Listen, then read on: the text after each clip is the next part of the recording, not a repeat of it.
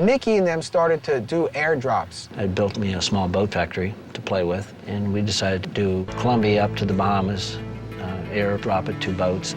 And they had beacons that they would drop, and they would be able to know exactly where the load was because there would be a frequency that would send back to where it was. The middle console would open up.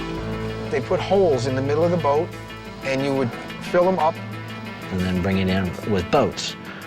Sometimes I would run what we call the front door. The front door would be the entrance at Hollover. We would call it a front door. You can't say, well, you're coming in Hollover, so you're coming in the front door. It's a code of sorts. At Hollover Inlet, I rented an apartment on the 12th floor in the northeast corner called the Harbor House, which has a spectacular view of the inlet. And I put a young lady there. I paid her to live there, paid for the apartment. And whenever we did a trip, she has an unbelievable set of binoculars. And of course, she has a radio. When you got inside of Hollover, there was another boat, and the guy in it was a policeman that I grew up with. So he could listen to the police radios too. But I told him, I said, take your family, go fishing, have a good time. People get used to seeing you there. There's like a sandbar that you can go swimming on. It's a whole lot of fun. And he's, of course, looking.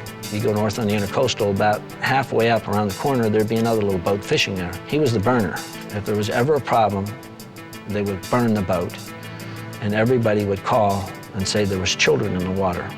The police have this thing, something like that, they drop everything, and this is an emergency, and that would suck anything if we thought there was a problem. Unfortunately, never had to use this guy. Never had a problem.